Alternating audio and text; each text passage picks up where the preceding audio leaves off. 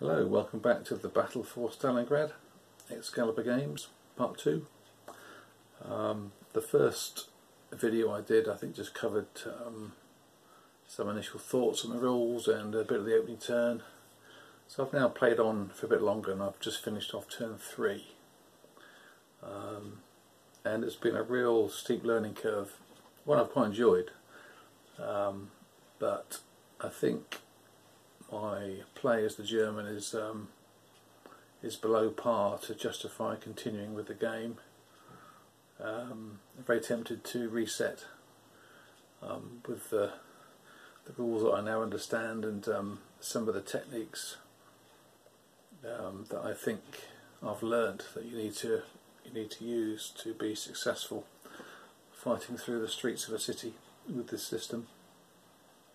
It's a very good system. It's a very unique design. As I may have mentioned before, there's nothing you can really compare it with because I've seen nothing that tries to model the city fighting in the way that this does. I think it's pretty successful to that end. So essentially I had a pretty slow start, I think.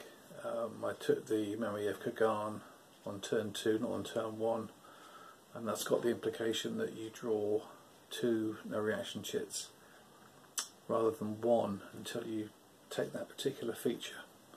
So that gives the Russian player more opportunities to react, to close up any threats.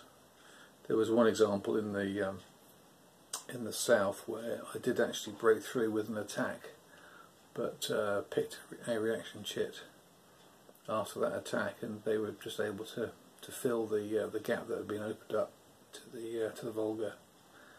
So that would have cut off quite a big chunk of the Russians, which would have put them at half strength.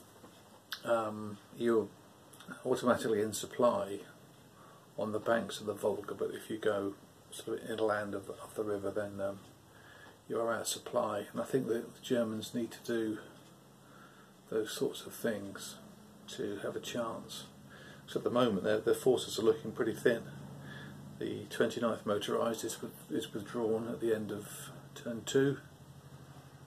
There's no reinforcements on turn 3, and just going into turn 4 they get some pretty useful artillery, quite powerful units, and 15 companies of assault engineers,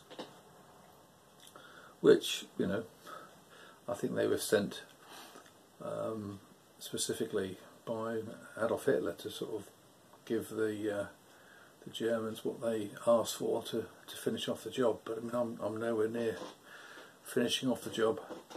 I've only got 2 victory points, the Mamiev Kagan and the railroad, what do they call it, the railroad station in the southern sector.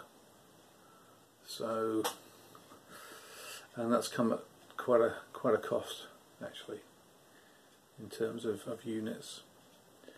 So, but I've really enjoyed it, so I'm not packing it away. I don't think. I think I'm going to make the use of my investment of effort and time to learn it, to have another go. There's lots of little things I probably did wrong as well on the first turn. There are many little rules in the game which, as you play it more, they start to become more intuitive, but you don't start off with that intuition, so you tend to blunder about a bit for the first turn, and I think you need to get out the blocks pretty quick in this one to maximise when you've got the sort of 29th motorised around for 2 turns. You know, make the most of them. You've really got to take the Mamiev Kagan, I think, on turn 1, possibly early turn 1, maybe the first job on the to-do list. But little things like, you know, try and send in armour with stacks where they're going in. We think they're going to get indirect fire, because that will give your infantry some sort of protection from the indirect artillery defensive fire. use your Stukas wisely. They're very powerful, but they're very limited.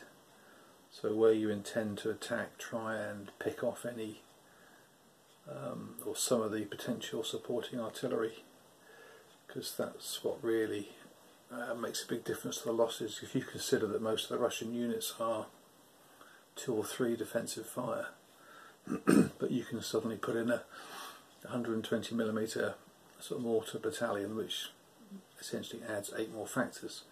That's a huge multiplier. And generally they get to fire first. I mean, unless you get a surprise attack, which is 1 in 6 chance, but you don't want to base your sort of strategy around that. But it's just a single sheet. This is a photocopy of the back page of the rulebook, and there's just one table for the combat. And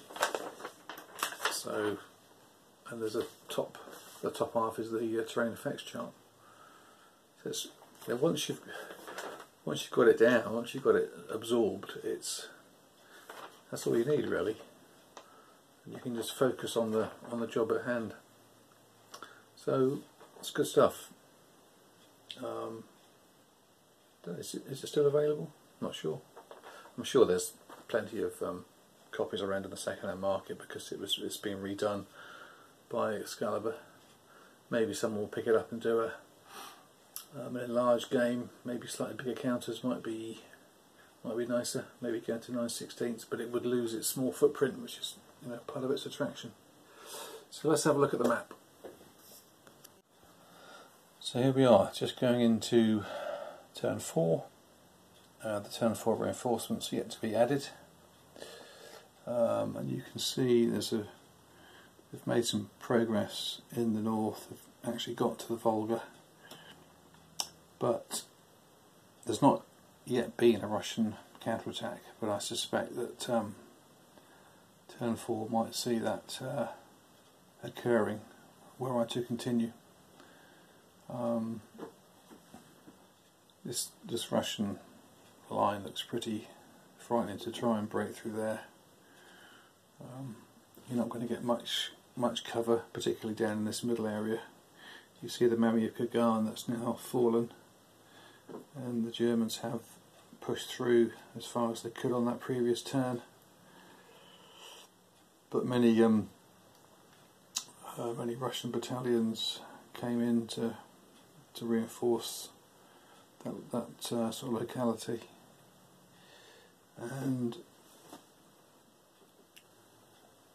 in the north they've essentially pulled back behind the stream into the better terrain.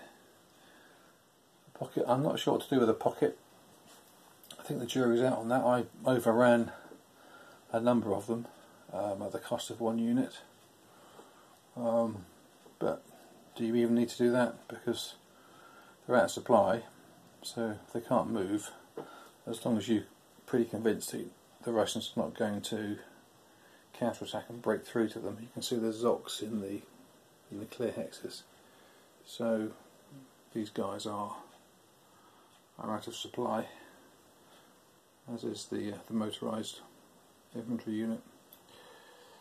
So I'm probably going to conclude that and reset, have another go in my own time, go back and start again and try and come up with a more coherent plan as the German, because I think you definitely need that if you're going to be successful. But it's a very good game. I recommend trying it. Don't let it sit on your shelf.